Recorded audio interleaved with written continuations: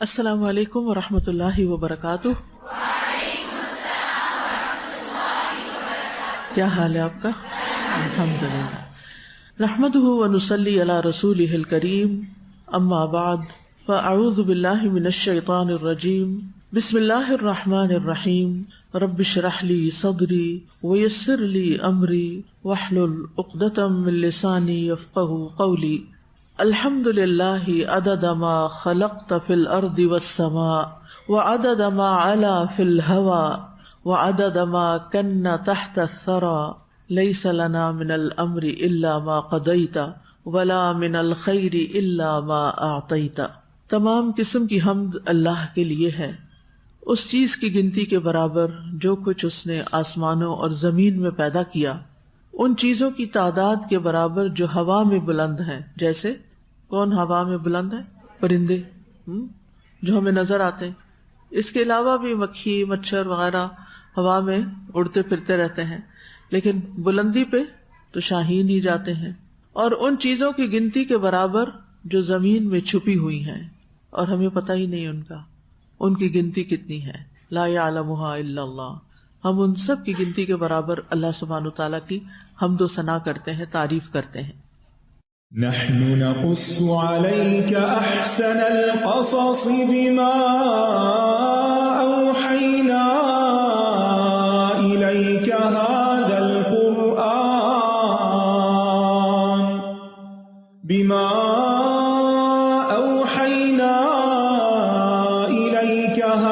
القرآن وإن كنت من قبله لمن الغافلين. پچھلے سبق میں ہم نے پڑھا کہ حابیل کے واعظ اور نصیحت اور تنبیہ کے باوجود قابیل نے اپنے بھائی کو قتل کر ڈالا، لیکن نتیجہ کیا ہوا؟ سوائے نقصان کے اور کچھ بھی نہیں. بھائی کا بھی نقصان کیا اور اپنا بھی نقصان کیا. پھر اسے سمجھ نہ آئی کہ وہ اس لاش کا کیا کرے. بالآخر اللہ تعالیٰ نے اس کی رہنمائی کے لیے کوا بھیجا. فبعث الله غرابا يبحث في الأرض ليريه كيف يواري سوءة أخيه قال يا ويلتى أعجزت أن أكون مثل هذا الغراب فأواري سوءة أخي فأصبح من النادمين. پھر اللہ نے ایک کوا بھیجا جو زمین کھودنے لگا تاکہ وہ اسے دکھائے کہ وہ اپنے بھائی کی لاش کیسے چھپائے. کہنے لگا، ہائے افسوس مجھ پر، کیا میں اس سے بھی عاجز ہو گیا کہ میں اس کوے جیسا ہو جاؤں کہ اپنے بھائی کی لاش چھپا سکوں. تو وہ پشیمان ہونے والوں میں سے ہو گیا، ندامت اٹھانے والوں میں سے ہو گیا. تو فبعث اللہ غرابا یبحث فی الارض. اللہ نے کوا بھیجا. بعث کا لفظ بعث سے ہے، بعد بعث الموت. اس کا مطلب ہوتا ہے بھیجنا، یعنی اللہ نے اس کے دل میں الہام کر دیا کہ وہ قابیل کے سامنے جا کر یہ عمل کرے. روایات میں آتا ہے کہ اللہ تعالیٰ نے 2 کوے بھیجے تھے، وہ آپس میں لڑے، ایک نے دوسرے کو مار دیا. پھر ایک کوے نے دوسرے مرے ہوئے کوے کے لیے زمین کھودی اور اس کو اس میں ڈال دیا اور اس پر مٹی ڈال دی. سوال یہ پیدا ہوتا ہے کہ کوا ہی کیوں بھیجا؟ دیگر پرندوں کی بجائے کوا کیوں بھیجا؟ اور اس سے بھی پتہ چلتا ہے کہ کوے اتنے پرانے ہیں، یعنی اتنے سالوں سے دنیا میں ہیں، سروائیو کر رہے ہیں، ایکسٹنکٹ نہیں ہو رہے، بلکہ ان کی آبادی بڑھتی جا رہی ہے. حدیث میں کوے کو ان جانوروں میں شمار کیا گیا جو فاسق ہیں. تو کسی اور جانور کو بھیجنے کے بجائے کوے کو بھیجا تاکہ یہ واضح کیا جائے کہ قابیل کا اپنے بھائی کو قتل کرنا فاسقوں کے عمل میں سے، کیونکہ کوے نے بھی دوسرے کوے کو مارا تھا نا پہلے خود، تو پھر اس کو دفن کر رہا تھا. تو کوے کا عمل اور قابیل کا عمل کیا ہو گیا؟ ریزمبل کر رہا تھا. یعنی جیسے کوے نے دوسرے کوے کو قتل کیا، ویسے ہی قابیل نے اپنے بھائی کو قتل کیا. اب اسی سے یہ سیکھ رہا ہے کہ بھائی کی لاش کو کیسے چھپانا ہے. اور ویسے بھی آپ دیکھیں کہ کوا پورا کالا ہوتا ہے، اور عام طور پر جب سیاہ چیز انسان دیکھتا ہے تو اس سے دیکھنے والے کا سینہ تنگ پڑتا ہے. یعنی عموماً سفید اور سیاہ کے مقابلے میں آپ دیکھیں کہ سیاہ رنگ جو ہے عموماً ماتم کے لیے بھی استعمال کیا جاتا ہے. یہاں اس کا مطلب یہ نہیں کہ ہم ان چیزوں کو اپروو کریں، مراد اس سے یہ ہے کہ کبے کا انتخاب بھی کچھ خاص حکمتوں کی بنا پہ کیا گیا اور وہ بھی سمبلائز کرتا ہے. اصل حکمت تو اللہ ہی کو معلوم ہے اور اصل حکم بھی اللہ ہی کا ہے، وہ جو چاہے کرے. لیکن ہمیں ہر چیز پر غور و فکر کی عادت ہونی چاہیے، کویسچن کرنا چاہیے کہ آخر کوا ہی کیوں، اس میں اور کیا چیزیں ہو سکتا ہے کہ اس سے ہمارے دل میں مزید کعبے کے بارے میں جاننے کا شوق پیدا ہو، کیونکہ اللہ تعالیٰ نے زمین پر کوئی بھی چیز بیکار نہیں بنائی. لیکن عموماً ہم اللہ تعالیٰ کی مخلوق پر غور نہیں کرتے اور ان سے سبق نہیں سیکھتے. انسان نے پرندوں سے بہت کچھ سیکھا بھی ہے اور پرندوں کے بہت سے فائدے ہیں ہماری زندگی میں. بہت سے پرندے خوراک کے کام آتے ہیں، جیسے چڑیا وغیرہ. کبھی کھائی ہے چڑیا؟ اسی طرح بٹیر. اور کون سا پرندہ کھایا ہے؟ کوئی کبا وغیرہ تو نہیں کبھی کھایا؟ کیونکہ سارے پرندے حلال بھی نہیں ہیں. اگر حلال ہوتے تو شاید آسمان پہ کچھ نظر نہ آتا، ہم سبھی کو اڑا دیتے.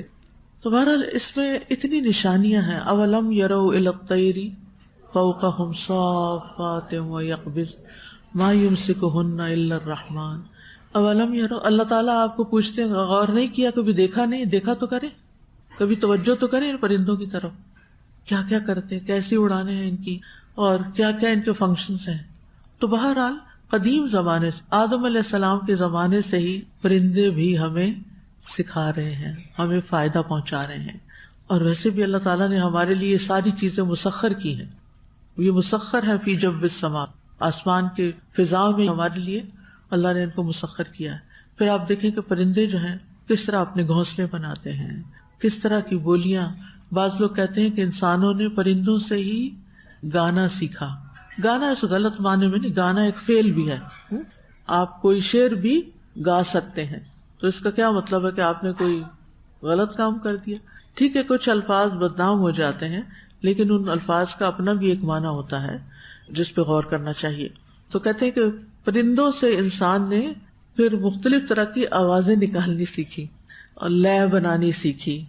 اسی طرح انجینئرنگ کہتے ہیں کہ پرندوں سے ہی سیکھی گئی ہے، مختلف طرح کے گھر بنانا اور مختلف ویونگ جو ہے. اور اس کے علاوہ بھی آپ سرچ کر سکتے ہیں جا کر، آج اگر آپ کے پاس فیسلٹی ہے، اگر آپ کو سرچ کرنا آتا ہے کہ پرندے کیا کیا کرتے ہیں. بعض علاقوں میں یعنی ان کو وہاں پر نرچر کیا جاتا ہے تاکہ ان کی وجہ سے زمین کے اندر نیچرل فرٹیلائزرز آئیں، ان کی بیٹ کی وجہ سے. تو اس سے پھر زمین زبردست قسم کی فرٹیلائزڈ ہوتی ہے، کیونکہ وہ طرح طرح کی چیزیں جا کے کھاتے ہیں اور پھر اس کے بعد اس علاقے کو فائدہ پہنچاتے ہیں.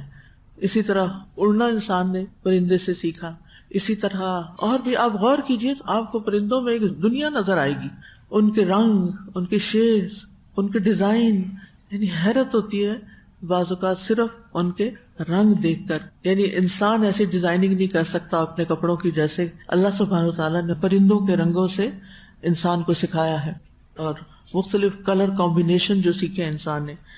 خیر، کہنے کا مقصد یہ تھا کہ آپ کوے اور کوے کے علاوہ دیگر پرندوں پر بھی کیا کیا کریں، غور و فکر کیا کریں. کیوں کریں؟ آپ مجھ سے کہہ سکتے کیوں کریں؟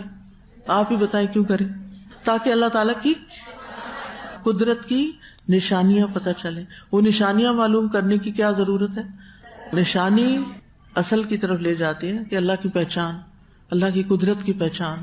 اور جو پہچان کا کیا فائدہ ہو؟ وہ بھی تو لوگ جیتے ہیں، کھاتے ہیں، پیتے ہیں جو نہیں پہچان رکھتے. لیکن ایک معرفت رکھنے والے اور نہ رکھنے والے میں فرق ہے. قل هل يستوي الذين يعلمون والذين لا يعلمون. تو اس پہچان سے اللہ کی عظمت دل میں آتی ہے، اللہ کی قدرت سمجھ میں آتی ہے، اللہ کے وجود پہ یقین آتا ہے، اللہ سبحانہ وتعالیٰ سے محبت پیدا ہوتی ہے. اس محبت سے کیا پیدا ہوتا ہے پھر آگے جا کے؟ اطاعت آسان ہوتی ہے. اور اطاعت کرنا کیوں ضروری ہے؟ اللہ نے ہمیں پیدا کس لیے کیا ہے؟ اپنی عبادت کے لیے پیدا. اطاعت بمانا عبادت، ٹھیک ہے؟ ہر اطاعت والا کام عبادت ہوتا ہے. ہر عبادت اطاعت ہوتی ہے اور ہر اطاعت عبادت بن جاتی ہے. اچھا چلے، تو ہم نے اپنی زندگی کا مقصد پورا کر لیا. اطاعت کرنے سے کیا ہوگا؟ اللہ تعالیٰ راضی ہوگا. اس سے کیا ہوگا؟ جنت ملے گی. اور کیا ہوگا؟ جہنم سے بچ جائیں گے، اللہ تعالیٰ کا دیدار حاصل ہوگا، اور یوں ہم اپنی منزل تک پہنچ جائیں گے. اور جس نے پہلا قدم ہی نہیں اٹھایا، نہ آنکھیں کھول کے دیکھا، نہ غور کیا، نہ اس کے دل میں اللہ کی محبت ہے، نہ وہ اطاعت کرتا ہے، نہ وہ عبادت کرتا ہے، نہ اس کو اپنے منزل اور مقام اور اپنی آخرت کی کچھ فکر ہے، پھر ایسا غافل شخص کتنے خسارے میں ہے. تو ہوش کے ساتھ جیے، ٹھیک ہے، غور و فکر کرتے رہیں، ہر چیز میں غور و فکر کیا کریں. اور غور و فکر کرنے کا سب سے آسان طریقہ کیا ہے؟ کویسچن، کیوں، کیا، کیسے، کس لیے، کیا فائدہ، کیا نقصان. اور پھر اگر آپ کے دل میں کوئی جواب نہیں آتا تو پھر کیا کریں؟ کیونکہ بہت سے لوگ کہتے ہیں ہمیں غور و فکر نہیں کرنا آتا. ہاں بالکل نہیں آتا، اس لیے کہ اس کے لیے بھی تھوڑے سے علم کی ضرورت ہوتی. فَاسْأَلُوا أَهْلَ الذِّكْرِ إِن كُنتُمْ لَا تَعْلَمُونَ. جن کو یاد دہانی ہو گئی ہے، جن کو سمجھ آ گئی ہے نا، ان سے جا کے پوچھ لیں کہ غور و فکر کرنا کیوں ضروری ہے اور اس کے فائدے کیا ہیں اور کیسے کرتے ہیں. تو تفکر اور تدبر بہت ضروری ہے، عقل کا استعمال ضروری ہے، لیکن عقل کو تابع رکھنا ہے کس کے؟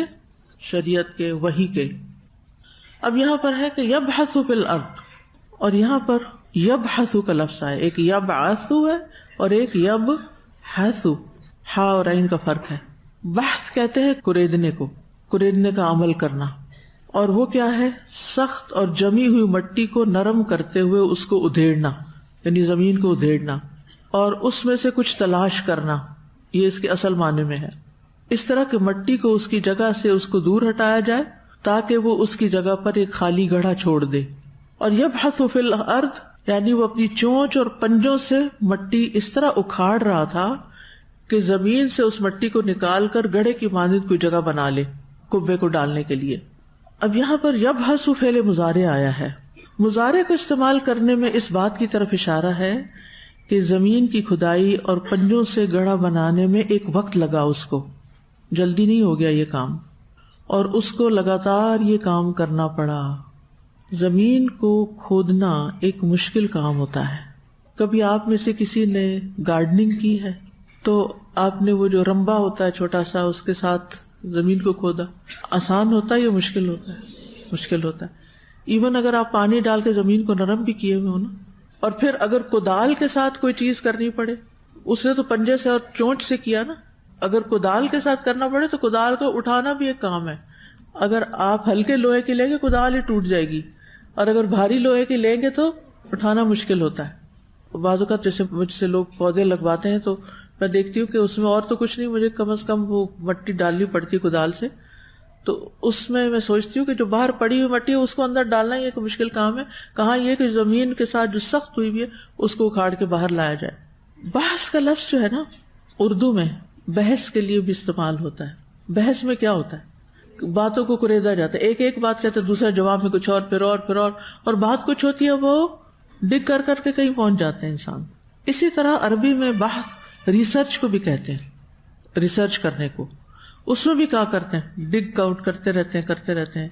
ایک کتاب سے پڑھتے ہیں، اس میں ایک بات پتہ چلتی ہے، وہاں سے کوئی اشارہ کلو ملتا ہے، اس چیز کو ڈھونڈنے کے لیے ایک اور کتاب کھولتے ہیں، اس سے ایک اور کھولتے ہیں، اس سے اور کھولتے ہیں، تو کھولتے پھر جا کے کہیں اپنے مقصد تک پہنچتا ہے. جب میں پی ایچ ڈی کر رہی تھی تو اس وقت بعض اوقات ایک چھوٹی سی بات کی تحقیق کے لیے کئی کتابیں کھولنی پڑتی تھی. تو یہ ایک عمل بھی ایسا ہی ہے جیسے زمین خریدی جا رہی ہو، کھودی جا رہی ہو.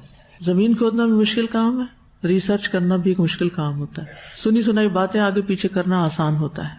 اور پھر سوءۃ اخی، سوء جسم کا وہ حصہ جس کو دیکھنے سے انسان کا دل برا ہوتا ہے. یہاں میت کا پورا جسم مراد ہے. کیوں؟ کوئی کنیکشن بنا سکتی؟ میت کو دیکھ کے دل کیسا ہوتا ہے؟ دل برا ہوتا ہے، دل خوش نہیں ہوتا، دل برا ہوتا ہے. تو سوء کس کو کہتے ہیں؟ برائی کو. تو جسم کے قابل شرم حصے جو ہیں ان کے لیے بھی لفظ استعمال ہوتا ہے، کیونکہ ان کو دیکھنا کوئی پسندیدہ چیز نہیں. پتہ نہیں لوگ کیوں ایکسپوز کرتے ہیں اپنے آپ کو. تو اسی طرح مردے کے پورے جسم کے لیے یہ لفظ استعمال ہوا. سوء سے مراد پھر اس کا ترجمہ لاش کیا گیا ہے، بھائی کی لاش. قال یا ویلتا اعجزت ان اکون مثل هذا الغراب فاواری سوءۃ اخی. قال کہنے لگا، کون؟ قابیل. یعنی جب اس نے ایک کوے کو دوسرے مرے ہوئے کوے کے لیے مٹی کھودتے اور دفناتے ہوئے دیکھا تو اس وقت کہا یا ویلتا، ہائے میری ہلاکت. ویل ہلاکت اور عذاب کے لیے آتا ہے لفظ، ویل للمطففین.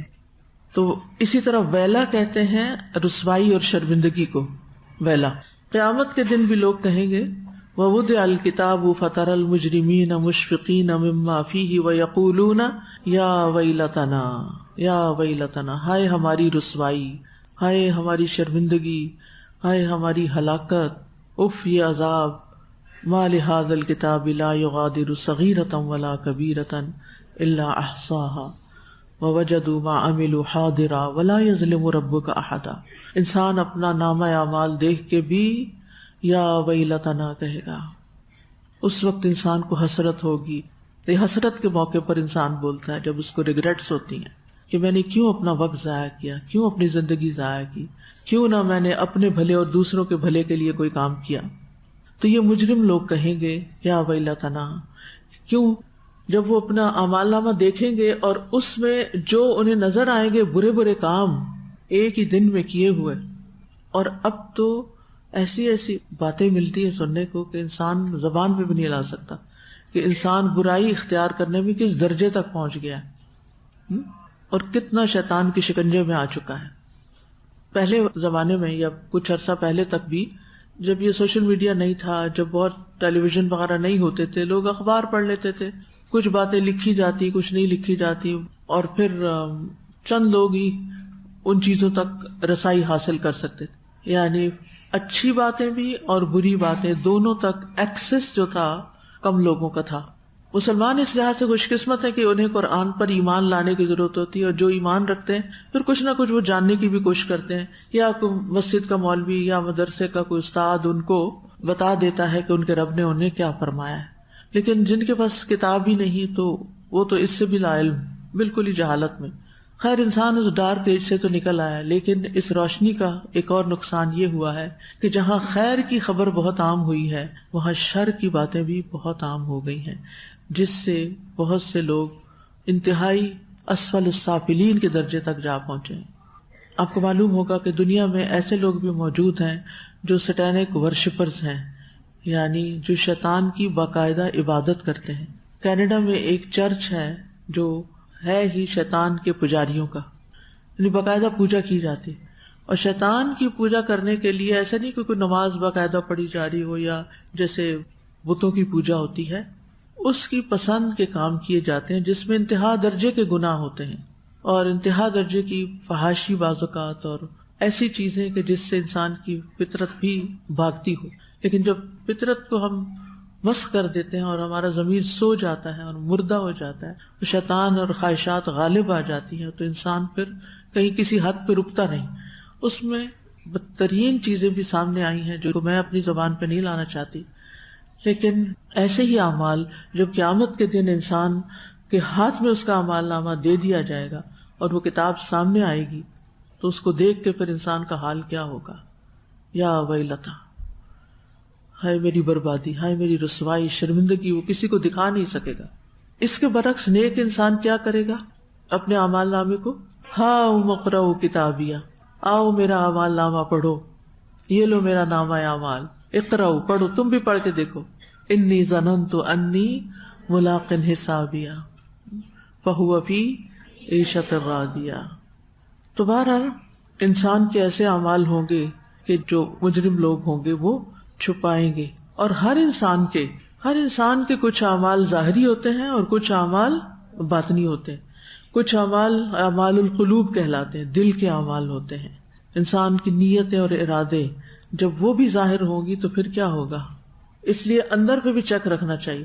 شیطان وسوسہ ڈالے گا، نفس آپ کو اکسائے گا، لیکن ان کو کنٹرول کرنے کا طریقہ ایک ہی ہے، ان کے خلاف جائیں.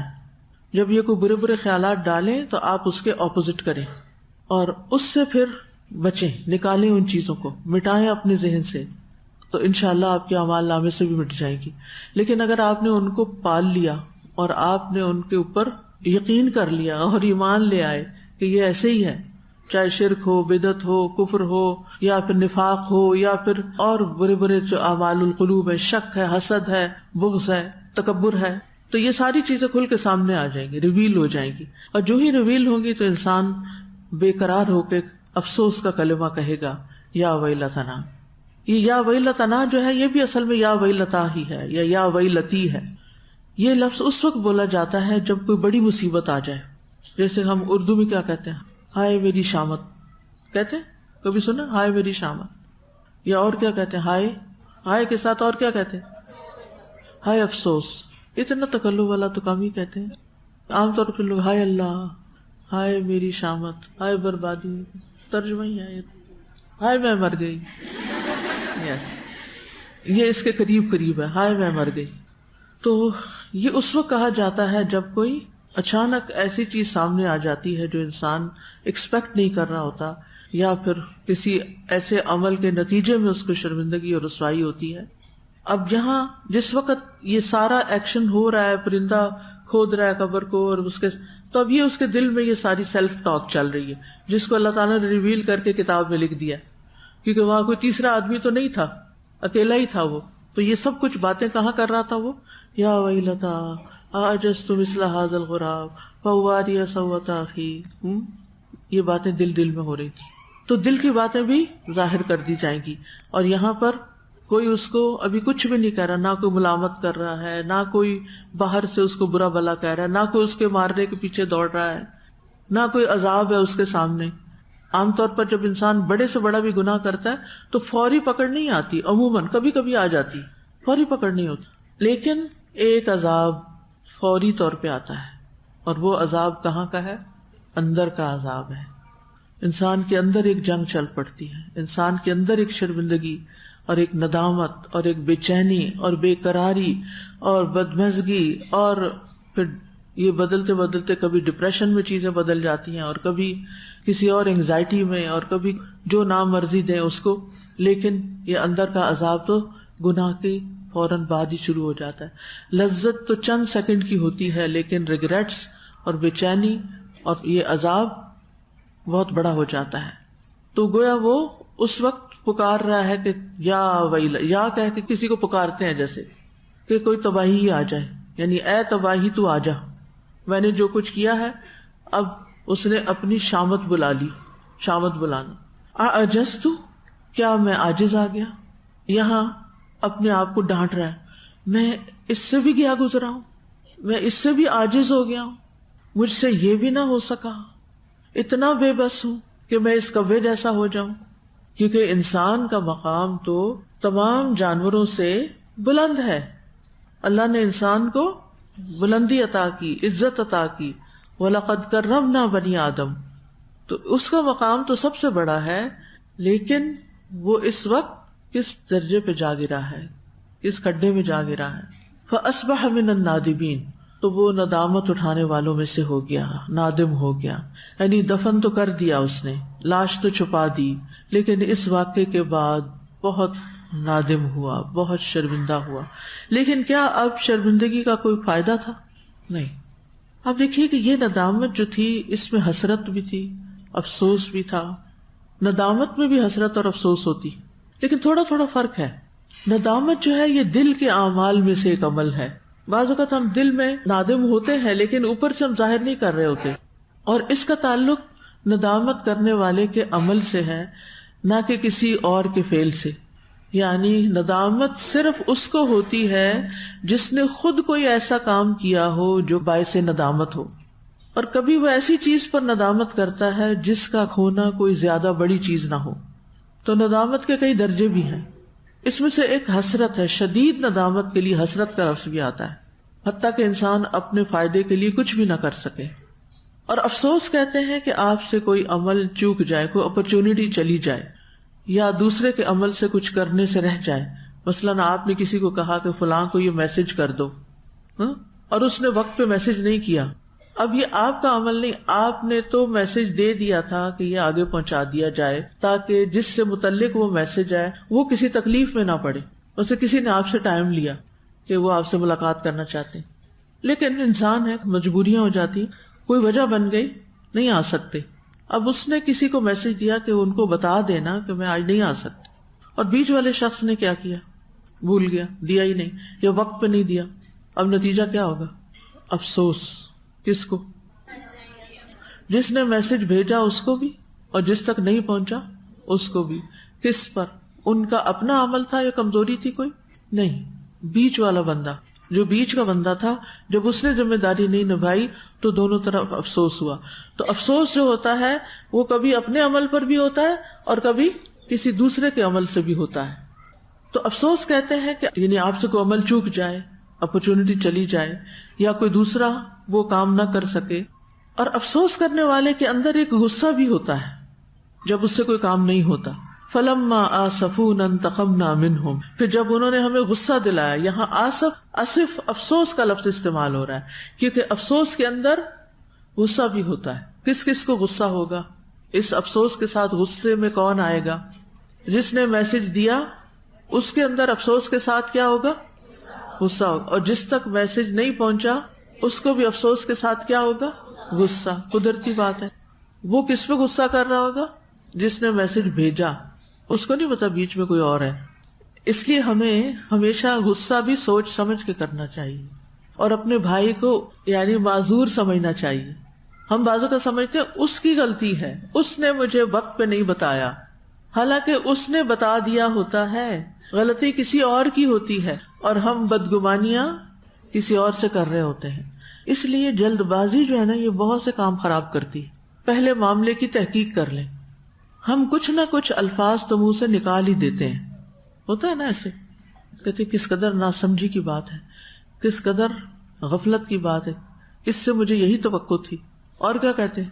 وہ ہے ہی ایسے، وہ تو ہمیشہ ایسے ہی کرتی. پہلے سے اگر اس بیچاری سے کوئی ایسا کچھ ہو چکا ہو تو پھر تو پکا ٹھپا لگتا ہے کہ اسی کی غلطی ہے.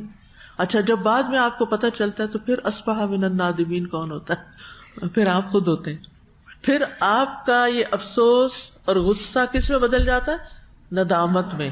تو یہاں ندامت شروع. تو یہ تینوں لفظ ہے نا یہ اکٹھے ہی کام کر رہے ہوتے ہیں. ایک سے آغاز ہوتا ہے، دوسرے میں کنورٹ ہو جاتے ہیں، دوسرے سے تیسرے میں. تو یہاں سوال یہ پیدا ہوتا ہے کہ قابیل نے حسرت کا لفظ استعمال نہیں کیا، افسوس کا کلمہ استعمال نہیں کیا، بلکہ ویل کا کیا. وہ کیوں؟ یعنی عام طور پر جب انسان دکھی ہوتا ہے تو عربی میں کہتے ہیں یا اسفا وا حزنا، تو اس نے کہا یا ویلتا، یعنی ہلاکت اور تباہی کو پکارا. کیونکہ اب یہاں افسوس اور غمزدہ ہونے سے فائدہ کوئی نہیں تھا. افسوس کرنے اور غمزدہ ہونے کا فائدہ نہیں تھا، لہذا اس نے اگلے درجے پہ جا کے اپنی ہلاکت کو پکارا. اللہ تعالیٰ کا یہ فرمان جو ہے نا فَأَصْبَحَ مِنَ النَّادِمِينَ، اس کے بارے میں حسن بصری کہتے ہیں اللہ نے خسارے کے بعد اس پر ندامت کو غالب کر دیا. پچھلی آیت میں تھا نا کہ وہ خاسرین میں ہو گیا، اور یہاں کیا ہے؟ نادمین میں سے ہو گیا. تو خسارہ تو ہے ہی، اس کے ساتھ ندامت بھی. اب ایک اور سوال پیدا ہوتا ہے کہ قابیل کس بات پہ نادم ہو رہا تھا؟ آپ کے ذہن میں کیا آتا ہے؟ آپ کا کیا خیال ہے؟ قابیل کیوں نادم ہو رہا ہے؟ کیوں شرمندہ ہو رہا ہے؟ کیوں ہائے یا ویلتا کر رہا ہے؟ یعنی عام طور پر یہ ہوتا ہے کہ جب انسان گناہ کر رہا ہوتا ہے نا تو اس وقت اس کی شہوت، خواہش، نفس کی جو قوت ہے وہ اس پر غالب آ جاتی اور انسان اس کے ہاتھوں مغلوب ہو کے کام کر جاتا ہے. جیسے غصے کے وقت انسان کی عقل ماری جاتی ہے، لیکن جب وہ غصہ ٹھنڈا ہوتا ہے، جب وہ موقع گزر جاتا ہے تو پھر اس کے بعد انسان کا شعور بیدار ہوتا ہے، اس کی آنکھیں کھلتی ہیں، نفس ٹھنڈا ہو کے سو جاتا ہے، وہ تو پیچھے چلا جاتا ہے. اب ضمیر جاگتا ہے، نفس لوامہ جاگتا ہے اور وہ اس کو ملامت کرنے لگتا ہے. اگرچہ وہ پہلے بھی کام کر رہا تھا، اس کو روک رہا تھا، یعنی گناہ کے آغاز میں بھی نفس لوامہ کام کر رہا ہوتا ہے، لیکن نفس امارہ غالب ہوتا ہے. اب کیا ہو جاتا ہے؟ جب گناہ ہو گیا تو نفس امارہ پیچھے چلا گیا، اب لوامہ اوپر آ گیا. اب انسان اپنے آپ کو ملامت کرتا ہے کہ اس نے کر کیا دیا. یعنی بھائی کو ٹھکانے لگا کہ جلدی بات سمجھ آ گئی کہ اس عمل کی وجہ سے اس کے والد والدہ اور اس کے بہن بھائی اس سے ناراض ہو گئے اور اس کو بھی ندامت ہوئی.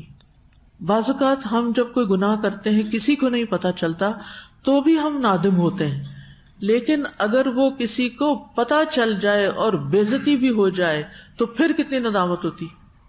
قابیل کو اس بات پہ ندامت نہیں تھی کہ اس نے کوئی حرام کام کیا، کیونکہ اگر یہ ندامت ہوتی تو یہ توبہ میں بدل جاتی، وہ توبہ کر لیتا. اور توبہ کر لیتا تو اس کا خسارہ بھی ہٹ جاتا، ندامت بھی ختم ہو جاتی آہستہ آہستہ، اور پھر وہ ایک نارمل زندگی بسر کرنے لگتا. لیکن یہاں پر اس نے جو کام کیا اس سے نہیں باز آیا، اس کو وہ جسٹیفائی کر رہا تھا، اس کو وہ صحیح سمجھ رہا تھا. بعض اوقات انسان غلط کام کرتا ہے اور غلط کام کر کے اس کو صحیح بھی قرار دیتا ہے، اس کے باوجود بھی اس کو ریگریٹس ہوتی ہیں، اور خصوصاً جب لوگوں کی باتیں سننے کو ملے یا لوگوں کی نظروں میں انسان گر جائے. بہت دفعہ ایسا ہوتا ہے نا، کسی کی نظروں میں آپ گرتے ہیں تو پھر آپ کہتے ہیں میرا یہ تو مطلب نہیں تھا جو لوگ سمجھ رہے ہیں، لوگ مجھے غلط سمجھ رہے ہیں، یہ میرا مقصد نہیں تھا، میں نے یہ اس لیے نہیں کیا تھا. آپ اپنے آپ کو تسلیاں دے رہے ہوتے ہیں لیکن لوگ آپ کی بات نہیں مان رہے ہوتے، لہٰذا مسئلہ حل نہیں ہوتا. تو قابیل کو اپنے فعل پہ ندامت نہیں تھی، کیونکہ فعل پہ پشیمانی ہوتی تو توبہ کرتا اور گناہ معاف ہو جاتا. اور دنیا میں جو بھی کوئی قتل ہوتا ہے اس قتل کے گناہ کا ایک حصہ اس پہ نہ جاتا، کیونکہ اگلی آیت سے پتہ چلتا ہے کہ دنیا میں جو بھی قتل ہوتا ہے، بچے کا، بڑے کا، بوڑھے کا، عورت کا، مرد کا، کالے کا، گورے کا، جب کوئی قتل ہوتا ہے تو قاتل کا گناہ قاتل کو بھی ملتا ہے اور اس کا ایک حصہ قابیل کے حصے میں بھی جاتا ہے. تو اس سے بھی پتہ چلتا ہے کہ اس نے توبہ نہیں کی. ٹھیک ہے، یعنی قابیل کی ندامت توبہ کی ندامت نہیں تھی. ابن عباس کہتے ہیں اگر یہ ندامت فعل کے کرنے پہ ہوتی کہ میں نے غلط کیا، I was wrong، ربنا ظلمنا انفسنا، یا انی ظلمت نفسی ظلما کثیرا، یا لا الہ الا انت سبحانک انی کنت من الظالمین، جو یہ جملے بولتا ہے، جو یہ کہتا ہے، تو اس کی تو توبہ قبول ہو جاتی ہے. لیکن وہ کہتے ہیں کہ اگر یہ ندامت فعل کے کرنے پہ ہوتی تو توبہ سمجھی جاتی. تو اس کو قتل پہ ندامت نہیں تھی، بلکہ جو اس سے اس وقت فعل ہو گیا تھا، اور چونکہ ایک کبیرہ گناہ تھا اور ایک انتہائی غلط کام تھا، اور بھائی کو چونکہ اپنے ہاتھ سے زمین میں ڈال رہا تھا. کبھی دفنانے کا عمل ویڈیوز وغیرہ میں تو دیکھتے ہیں ہم، خواتین قبرستان جا کے کبھی نہیں دیکھتی، نہ قبر کھودنے کا عمل، نہ جھانکنے کو جانا بھی نہیں چاہیے، جانے کی بھی اجازت نہیں ہے، منع کیا گیا خواتین کو. لیکن کبھی تجربہ کرنا ہو نا تو کسی کچی زمین پہ بیٹھ کے، ابھی چھٹیاں ہو رہی ہیں، اگر آپ لوگ اپنے گاؤں میں جائیں یا عید پر کبھی کسی ایسی جگہ پر جائیں، اور موسم بہار بھی ہے، شجر کاری کا موسم ہے، کوشش کریں کوئی بیج اگا دیں، کوئی پودے لگا دیں، کچھ نہ کچھ کر کے آئیں، صدقہ جاریہ کا کام. تو یہ جو زمین میں کوئی چیز کھودتے ہیں اور پھر اس میں ڈالتے ہیں، پھر اس کو بند کرتے ہیں، بذات خود یہ عمل جو ہے نا، یہ زمین کے اندر کسی چیز کو چھپانے کا عمل، یہ ایک سینس آف لاس دیتا ہے انسان کو، کوئی اچھی فیلنگ نہیں آتی چاہے کہ آپ اچھا کام کریں. ریسنٹلی میں نے ایک درخت لگایا، تو جب اس میں مٹی ڈال رہی تھی تو اس کی وہ جڑیں اور وہ چیزیں چھپ رہی تھی، میں کہتی اب یہ ہمیشہ کے لیے چھپ گئی. لیکن ساتھ ہی میں سوچ رہی تھی کہ جب زمین میں کسی انسان کو دفن کیا جاتا ہے تو انسان مٹی بن جاتا ہے، اور جب کسی پودے کی جڑیں زمین میں دفن کی جاتی ہیں تو اس سے ایک درخت نکل آتا ہے، اور پھل پھول نکلتے ہیں. تو زندہ اور مردہ کا فرق ہے نا، انسان کو زندہ دفن نہیں کیا جاتا، لیکن زندہ پودا اگر آپ دفن کرتے ہیں تو وہ سہ جاتا ہے اس اندھیرے اور مٹی اور سب کو، اور اپنا آپ گھلا دیتا ہے، اور ہمیں غذا فراہم کرتا ہے، چھاؤں فراہم کرتا ہے، آکسیجن فراہم کرتا ہے، خوش منظر فراہم کرتا ہے. اللہ کی قدرت ہے نا، یخرج الحی من المیت و یخرج المیت من الحی. قابیل کا چونکہ جرم بڑا تھا اور وہ پہلا انسان تھا جس نے قتل کیا تھا اور قیامت تک کے لیے اس طریقے کو جاری کر دیا، لہذا اس کا یہ عمل بہت گریو تھا، قبیح تھا، اس لیے اس کو ندامت نے فائدہ نہیں دیا. تو وہ جس ندامت سے دوچار ہوا تھا، یعنی بھائی کے کھو جانے کی ندامت، قتل کے جرم کی ندامت نہیں، بھائی کے کھو جانے کی، تو وہ ندامت ایسی نہیں تھی کہ جس سے توبہ ہو جاتی، وہ توبہ کی شرائط پوری نہیں کرتی تھی.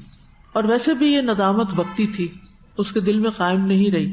اس نے کبھی بھی زندگی کے آخر تک توبہ نہیں کی کہ ہاں میں نے اللہ کی بارگاہ میں کوئی جرم کیا ہے یا میں نے کوئی بڑا گناہ کیا ہے.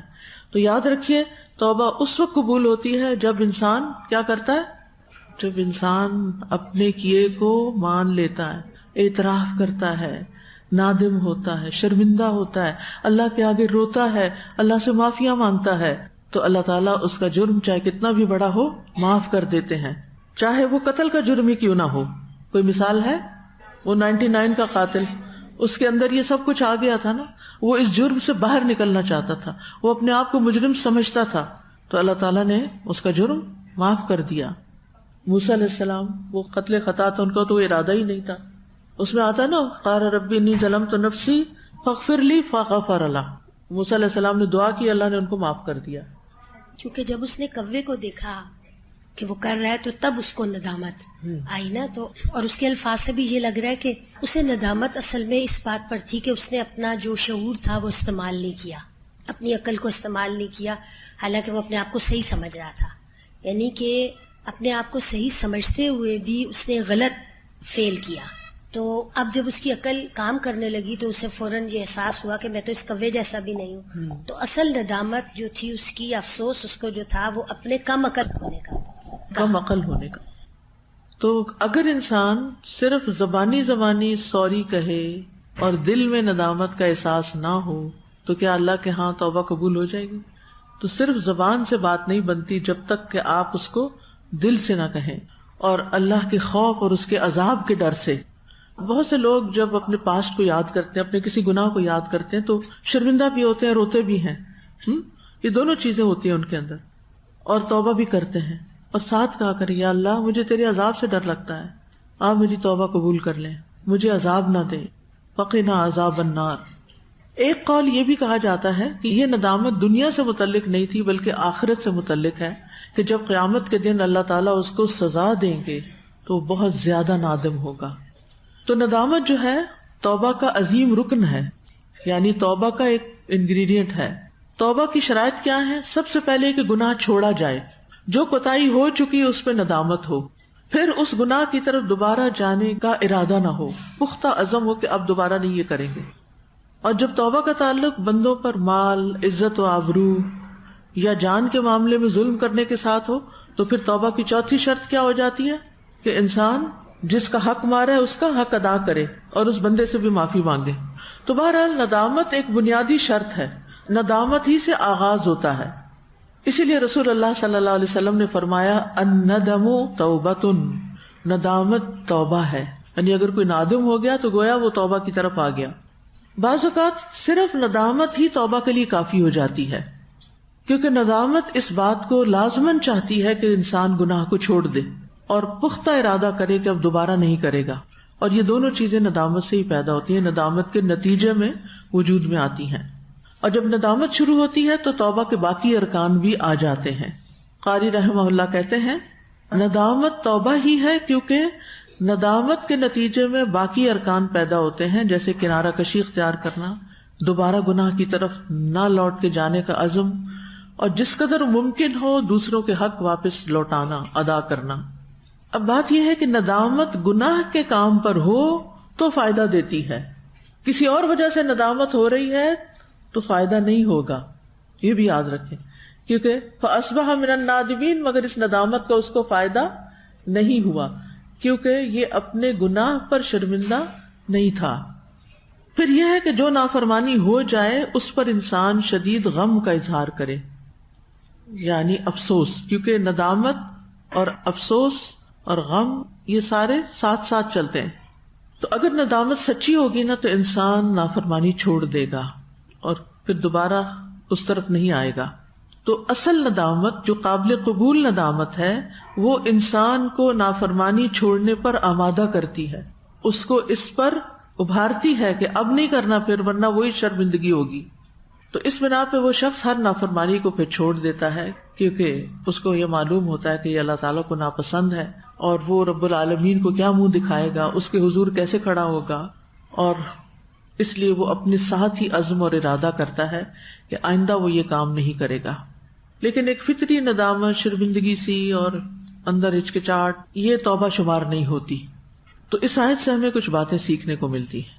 سب سے پہلی بات یہ کہ انسان خود اپنے اوپر ظلم کرتا ہے، کوئی اور اس کو مجبور نہیں کرتا، یعنی انسان کا اپنا نفس ہی اس کے حق میں ظلم کرتا ہے، ظالم ہوتا ہے۔ انی کنت من الظالمین، انا کنا ظالمین، یعنی قابیل کو کبے کے ذریعے تعلیم دی گئی کہ وہ لاش کو زمین کے نیچے دفن کرے، اور اس میں اس بات کی طرف اشارہ تھا کہ انسان فطرت کے راستے کو جاننے کے معاملے میں جانور سے بھی کم عقل ہے، اور اگر وہ پھر بھی اپنے جذبات کے پیچھے چلتا رہتا ہے تو دراصل وہ اپنے اوپر ظلم کرتا ہے۔ پھر یہ سبق ملتا ہے کہ اپنے برے ارادوں کو اپنے سینے میں ہی دفن کر لینا چاہیے، ورنہ ندامت ہوگی، عذاب ہوگا۔ پیچھے ہم پڑھ چکے ہیں نا کہ انسان کو اللہ نے ارادہ اور اختیار دیا ہے، نیکی کا بھی اور برائی کا بھی۔ من شاء فلیؤمن ومن شاء فلیکفر، ارادے کا اختیار ہے آپ کے پاس۔ اب جس وقت آپ گناہ کا ارادہ کر رہے ہوں، کیونکہ کچھ ارادے بھی قابل مواخذہ ہوتے ہیں، کچھ ارادے قابل مواخذہ نہیں ہوتے، یعنی جب آپ گناہ کا ارادہ کرتے ہیں اور آپ نہیں کرتے تو آپ کو کیا ملتا ہے؟ ثواب ملتا ہے۔ لیکن بعض چیزیں ایسی ہیں کہ جن کا اگر آپ ارادہ بھی کرتے ہیں تو اس پہ بھی پکڑ ہو جاتی ہے، ٹھیک ہے؟ ان بعد الظن اثم، کچھ گمان گناہ ہوتے ہیں، اور خاص طور پر وہ چیزیں جو آپ کے اندر آ جاتی ہیں اور اس کی بنا پر آپ ایکشن لینا چاہتے ہیں یا لے لیتے ہیں۔ حسد بھی کیا ہے؟ کہاں ہوتا ہے؟ دل میں۔ نیکی ہے کہ گناہ ہے؟ گناہ ہے۔ تو اب آپ کے دل میں حسد پیدا ہو گیا کسی کے خلاف، تو آپ کیا کریں گے؟ اس کو ادھر ہی دبائیں گے، وہیں دفن کر دیں گے، نہیں تو بھائی کی لاش دفن کرنی پڑے گی۔ اس سمبولیکلی بات کر رہی ہوں، یعنی اگر انسان جرم یا گناہ کے ارادے کو اپنے سینے میں دفن کر دے تو پھر اس کو شرمندگی نہیں اٹھانی پڑتی۔ تو دل کے اندر پائے جانے والے ہر اس احساس کو، اس خیال کو اندر ہی رکھ دینا چاہیے، ختم کر دینا چاہیے کہ جو اگر دل سے باہر آ گیا، عمل میں بدل گیا تو انسان کے لیے رسوائی بھی ہے، شرمندگی بھی ہے، افسوس بھی ہے، اور اس کے ساتھ ساتھ عذاب بھی ہے۔ تو انسان کو سوچ لینا چاہیے، عقل سے کام لینا چاہیے۔ تو برے احساسات، منفی سوچیں جو بار بار آتی ہے کہ کر لو یہ غلط کام، یا فلاں ایسا غلط ہے، یا فلاں یہ برا ہے، ان چیزوں کو کیا کریں؟ ایک تو زبان پہ نہیں لائیں، اپنے آپ کو اندر سے ہی کنٹرول کریں، باہر نہیں لانا، کیونکہ زبان کی باتیں بھی لکھی جاتی ہیں، وہ بھی ارادے میں شامل ہو جاتی ہیں، اور ایکشن میں تو پھر بھی نہیں لانا۔ جو وسوسے ایکشن میں نہیں آتے ان کے بارے میں کیا حکم ہے ہماری شریعت میں؟ ان پر پکڑ نہیں۔ اسی طرح اس آیت سے بھی پتہ چلتا ہے کہ انسان کے علاوہ دیگر مخلوقات میں بھی اللہ کا ارادہ ہوتا ہے، وہ اللہ کے ارادے سے ہوتے ہیں، یعنی ہمارے افعال اللہ کی مخلوق ہیں اور دیگر مخلوقات کے افعال بھی مخلوق ہیں، کیونکہ کوا خود نہیں گیا، بائی چانس نہیں ہوا تھا، کیا ہوا تھا؟ فبعث اللہ، اللہ نے بھیجا تھا۔ تو حکم کس کا تھا؟ خلق اللہ ہی کی۔ پھر یہ بات پتہ چلتی ہے کہ کبھی حیوانات بھی انسان کی رہنمائی کرتے ہیں، جیسا کہ اس واقعے میں ہے، کوے نے ابن آدم کی رہنمائی کی کہ وہ گڑھا کھودے اور اس میں اپنے بھائی کو دفن کرے۔ دیکھیں، آپ یہ ایکٹیویٹی کرنے کی کوشش بھرپور کریں کہ انسان جانوروں سے کب اور کیا اور کتنی اور کیسی رہنمائی لیتا ہے۔ یہ اللہ کی نشانیوں میں سے ہے، غور و فکر کا موقع ملے گا۔ آپ کو معلوم ہے ایک شخص نے شاید گائے کے اوپر سواری کرنے کی یا سامان لادنے کی کوشش کی تو گائے بول پڑی۔ اس نے کیا کہا تھا؟ میں اس کام کے لیے نہیں ہوں، یہ حدیث میں آتا ہے۔ تو بعض انسان جو ہوتے ہیں وہ کل انعام ہوتے ہیں او اضل سبیلا ہوتے ہیں۔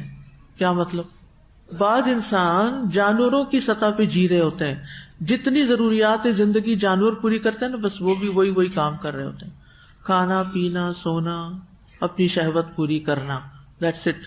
اس سے آگے زندگی کا کوئی مقصد نہیں۔ اللہ کی اطاعت عبادت سب بھولی ہوئی، پتہ ہی نہیں، چاہے وہ دنیاوی لحاظ سے ان پڑھ ہو انتہائی یا انتہائی پڑھے لکھے ہو۔ دونوں طرح کے لوگوں میں یہ چیز پائی جاتی ہے کہ وہ اینیملسٹک ہوتے ہیں، یعنی جانوروں کی سطح پہ جی رہے ہوتے ہیں، ٹھیک ہے۔ وہ کون ہے؟ کل انعام۔ اچھا، بل ہم اضل سبیلا، بلکہ ان سے بھی زیادہ راستے سے بھٹکے ہوئے، کہ قابیل کو نہیں پتا تھا کہ بھائی کی لاش کیسے چھپائے۔ اعجزت ان اکون مثل هذا الغراب، یعنی میں تو اس سے بھی گیا گزرا تھا، مجھے تو یہ بھی نہیں پتا تھا، اب اس کو احساس ہوا۔ تو کچھ لوگوں کو تو اتنا بھی نہیں پتا ہوتا کہ انہوں نے کرنا کیا ہے۔ پرندوں کی زندگی میں بہت بڑا سبق ہے۔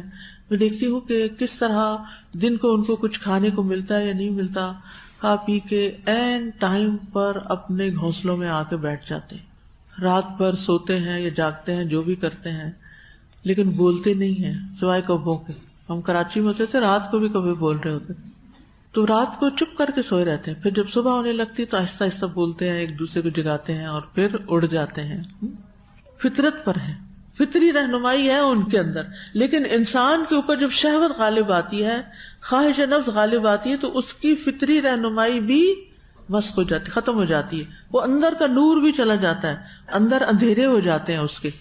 تو انسان جب انسانوں سے بھی نیچے گرتا ہے تو پھر اس کے لیے ہلاکت ہی ہلاکت ہے.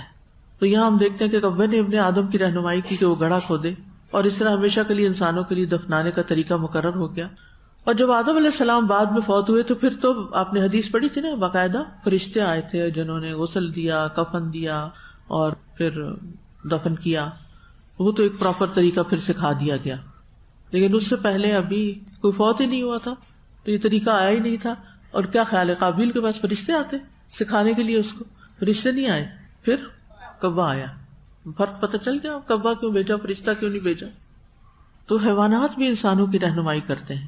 اب یہ ایک فطری طریقہ ہے. لیکن آج آپ دیکھیں کچھ لوگ فطرت سے ہٹے ہوئے ہیں، وہ اپنے مردوں کو دفن نہیں کرتے، وہ کیا کرتے ہیں، جلا دیتے، کرمینیٹ کر دیتے ہیں، یا ان کی راکھ کو پھر دریاؤں میں بہا دیتے ہیں، اور دریا کیا ہو جاتے ہیں، وہ استعمال کے قابل نہیں رہتے. اور وہ بظاہر اپنی عقل سے کام لے رہے ہوتے ہیں کہ کتنے لوگ زمین میں دفن کریں گے، بہتر ہے ان کو جلا کے ختم کر دیا جائے. لیکن بات یہ ہے کہ اصل طریقہ وہی ہے جو ہمیں ہمارے دین نے سکھا دیا ہے.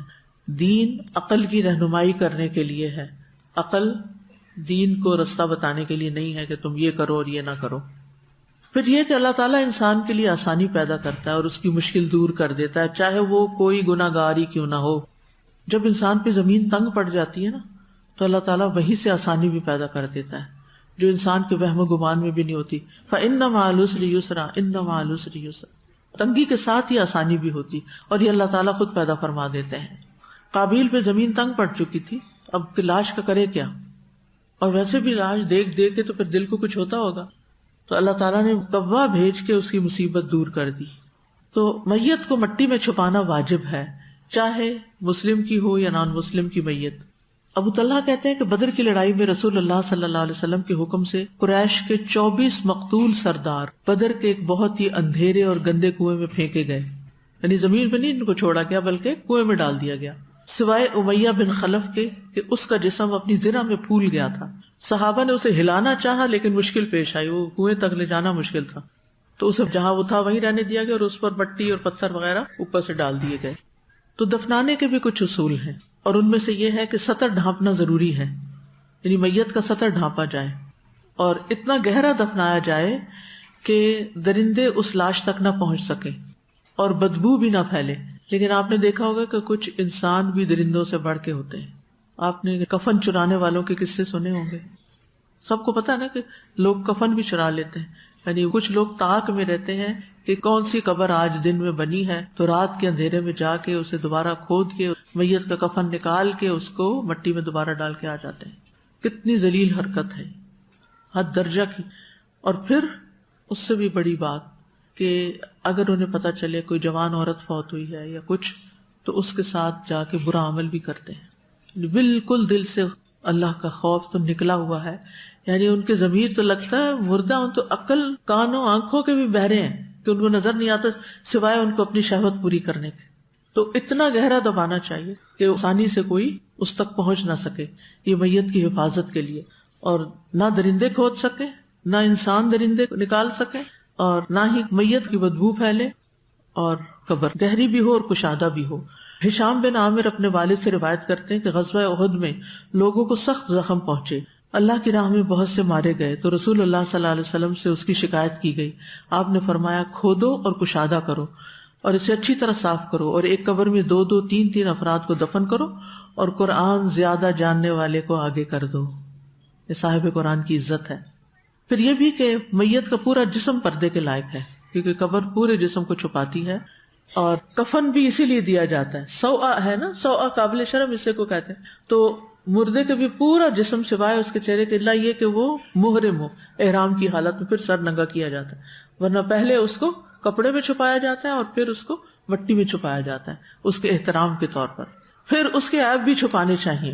رسول اللہ صلی اللہ علیہ وسلم نے فرمایا جو شخص میت کو غسل کروائے اور اس کی پردہ پوشی کرے تو اللہ اس کی 40 بار بخشش فرما دیتا ہے. یہ غسل میت ٹیم جو ہے اس کو اچھی طرح سمجھنا چاہیے. اور جو شخص میت کو کفن پہنائے تو اللہ تعالیٰ اسے جنت میں باریک ریشم اور موٹے ریشم کے کپڑے پہنائے گا. الحمدللہ انہی احادیث کی وجہ سے الہدیٰ میں فری کفن آفر کرنے کا سلسلہ بھی جاری کیا گیا، اور کچھ لوگوں کے گھر میں مستقل رہتے ہیں، محلے والوں کو پتہ ہوتا ہے کہ یہاں سے کفن دن ہو یا رات مل جائے گا. ہماری ایک ساتھی تھی تو وہ گاڑی میں ہمیشہ کفن رکھتی تھی کہ اچانک کسی کو ضرورت نہ پڑ جائے تو مجھے گھر سے ڈھونڈنا بھی نہ پڑے. تو یہی ہوا جس دن ان کے عزیز جاننے والے کی وفات ہوئی تو اس دن شہر میں، کراچی کی بات ہے یہ، کراچی میں آپ کو پتا اچانک کال آ جاتی ہے کہ آج پہیا جام ہڑتال ہے، اور وہ ہڑتال ہو گئی. اب دکانیں بند، ہر چیز بند، کپڑا مارکیٹ بند، گھروں میں کفن ہی کوئی نہیں. آپ کو پتا ہے کہ وہ کفن جو ہماری ساتھی کی گاڑی میں رہتا تھا وہ ان کے کام آیا. کس طرح اللہ تعالیٰ کچھ لوگوں کو کیسی کیسی نیکیاں کرنے کا موقع دیتا ہے. ورنہ میتوں کو روک رکھنا اور اس سب کے لیے اذیت کا باعث خود اس میت کے لیے ٹھیک نہیں کہ جسم سے اگر اسمیل آنے لگے یا باڈی روٹن ہونے لگے. اسی طرح حدیث میں آتا ہے، اور جس شخص نے میت کے لیے قبر کھودی پھر اس نے اس کو اس میں دفن کر دیا، قبر کھودنے والے کا کتنا اجر ہے، اور پھر دفنانے میں ہیلپ کی، تو اللہ اس کے لیے اس شخص کے اجر کی طرح لکھ دے گا جو اسے قیامت تک کے لیے مکان میں بسا دیتا ہے. یعنی آپ نے گویا دنیا میں کسی کو مکان بنا کے دے دیا، چھت دے دی، اور وہ قیامت تک وہ جگہ بنی رہی تو اس کا اجر لکھا جاتا رہے گا. یعنی مردے کو مکان دینا ایسے ہی ہے جیسے کسی زندہ کو کوئی مکان بنا کے دینا. تو انشاءاللہ جو آپ بچوں کو اسکول بنا کے دیں گے، انشاءاللہ آپ سے ہی شروع ہو رہا ہے کام. بنیادیں آج شروع ہو گئی ہیں، مجھے پکچر آئی ہے کہ ایکسکیویشن شروع ہو گئی ہے الحمدللہ. تو بنیادوں میں پڑ جائیں گے تو جب تک وہ قائم رہے آپ کے لیے انشاءاللہ صدقہ جاریہ. وآخر دعوانا ان الحمدللہ رب العالمین. سبحانک اللہم وبحمدک، اشہد ان لا الہ الا انت، استغفرک واتوب الیک. السلام علیکم ورحمۃ اللہ وبرکاتہ. فاقصص القصص لعلهم يتفكرون